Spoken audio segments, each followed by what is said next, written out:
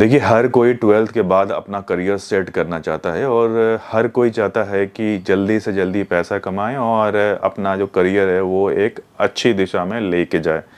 तो जो best option में से एक ऑप्शन ये भी आता है कि क्या डिजिटल मार्केटिंग में हम अपना करियर बना सकते हैं या नहीं बना सकते हैं। तो देखिए, बिल्कुल आप डिजिटल मार्केटिंग कर सकते हैं 12th के बाद, बट मेरा आपसे एक सजेशन ये रहेगा कि आप 12th के बाद चाहे तो आप एज अ ट्रेनी या फिर आप एज अ पार्ट टाइम आप कहीं ना कहीं डिजिटल मार्केटिंग ज्वाइन कर लीजिए और उससे अपना करियर की जो स्टार्ट जो बूस्ट होता है ना, वो आप कर सकते हैं। ठीक है।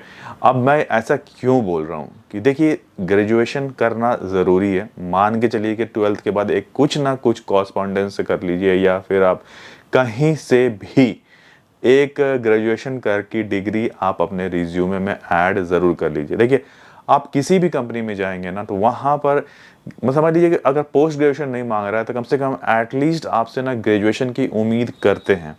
देखिए, पढ़ाई मैं मानता हूँ कि ये मतलब आने वाले टाइम में उतना काम नहीं आता है, क्योंकि आप समझ लीजिए अगर आपने आर्ट्स से किया या फिर कॉमर्स से किया और आप डिजिटल मार्केटिंग कर रहे हैं तो ये कहीं से जुड़ा हुआ नहीं है, इन्वॉल्व नहीं है।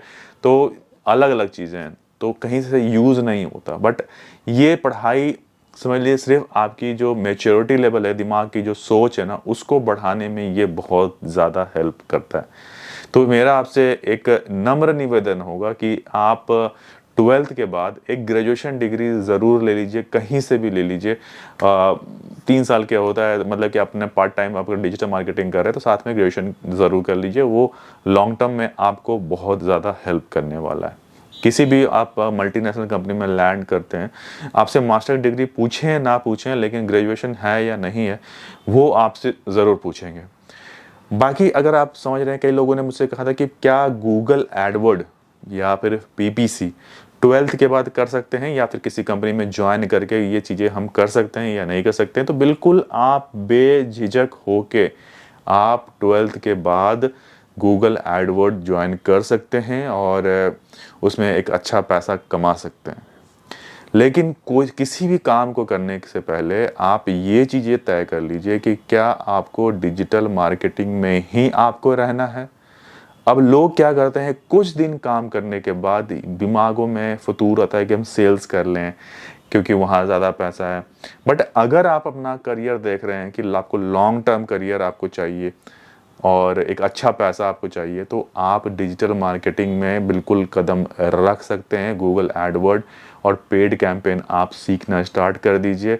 जो सबसे मेजर चैलेंज इसमें आता है गूगल एडवर्ड में या फिर पेड कैंपेन में, वो ये आता है कि जब तक आप करेंगे नहीं तब तक आप सीखेंगे नहीं, और ये चीज़ें बहुत ज़रूरी है। गूगल एडवर्ड के साथ क्या है ना कि जब तक आप प्रैक्टिकल नहीं करेंगे, जब तक आप उसमें पैसे लगा के खर्च नहीं करेंगे, तब तक आपको सीखने के लिए नहीं मिलेगा।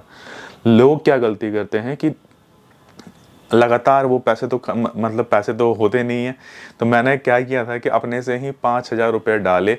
उस समय शायद 1,000 या 500 रुपये डालने होते थे और 2,000 गूगल एडवर्ड खुद अपने तरफ से टॉपअप कर रहा था। तो इसी तरह से मैंने किया और ये एक वेबसाइट को लिया और उसमें पेड कैंपेन को पूरा पूरा बनाया और फिर चलाया।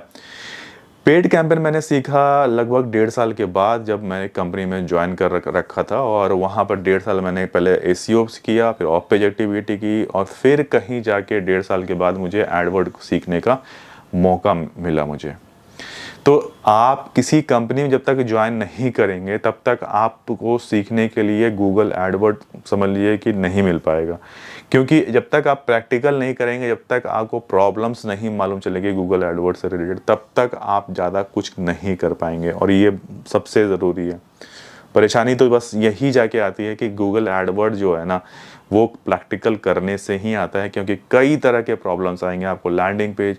और सबसे मज़े की बात है कि इसमें आपको डेवलपिंग टीम से भी रिक्वायरमेंट होगी, आपको एसईओ टीम्स से भी रिक्वायरमेंट होगी, आपको कंटेंट राइटर से भी रिक्वायरमेंट होगी। तो आपको सब लोगों से मतलब इन्वॉल्व होके काम करना पड़ता है गूगल एडवर्ड टीम को। गूगल एडवर्ड जो बंदा कर रहा होता है, आप बोलेंगे कैसे? देखिए, जो एड्स बनते हैं वो एडवर्ड जो गूगल जो कि कंटेंट राइटर है उनको एक बार दिखा दिया जाता है कि जो हम वर्ड्स यूज़ कर रहे हैं, जो लाइंस यूज़ कर रहे हैं, क्या वो सही है या नहीं है। दूसरा, आप उसकी लैंडिंग पेज आप डिसाइड करोगे, लैंडिंग पेज आपने जो बनाया है वो सही है या नहीं है। थर्ड, एसईओ टीम से आप कांटेक्ट करोगे कि वो ऑफ पेज एक्टिविटी में क्या चीज़ें कर रहे हैं, कौन कौन से कीवर्ड्स उन लोगों ने यूज़ किया हुआ है। तो ये सारी चीज़ें ना एक साइड से बिल्कुल इन्वॉल्व होती है, और तब जाके गूगल एडवर्ड का कैंपेन एक अच्छा कैंपेन जो होता है वो रन करता है। इसके अलावा अगर इसमें कोई इशू आता है, कोई प्रॉब्लम आता है, तो आपको कांटेक्ट करना पड़ता है गूगल एडवर्ड टीम से भी, तो उनसे भी आपको कम्युनिकेट करना पड़ता है, उनसे भी इंटरेक्ट करना पड़ता है, तब जाके आपका एक अच्छा कैंपेन बनता है और आप एक अच्छे डिजिटल मार्केटर आप बन के तैयार होते हो। तो बहुत सारी चीज़ें हैं। अगर आप सोच रहे हैं कि सिर्फ गूगल एडवर्ड बहुत छोटी सी चीज़ है, तो वैसा नहीं है, क्योंकि इसमें एक एक क्लिक के पैसे लगते हैं। जहाँ पैसे लगते हैं तो वहाँ रिस्क भी बहुत होता है, बहुत से फेक क्लिक्स आ जाएंगे, आपके पैसे खर्च हो जाएंगे, और क्लाइंट को फिर आपको बोलेगा कि भाई इतने पैसे खर्च हो गए, क्या किया तुमने इतने पैसे खर्च करके, मुझे कोई भी लीड नहीं आई, नहीं मज़ा नहीं आया। तो ये बहुत सारी चीज़ें इसके साथ है। इतना ही जो ईजी दिखता है वो उतना ईजी होता नहीं है।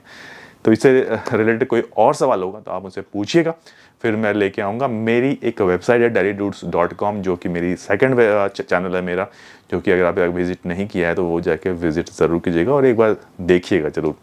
आज के लिए इतना रखते हैं, फिर मिलेंगे बहुत ही जल्दी नेक्स्ट वीडियो में। तब तक के लिए टेक केयर, नमस्कार।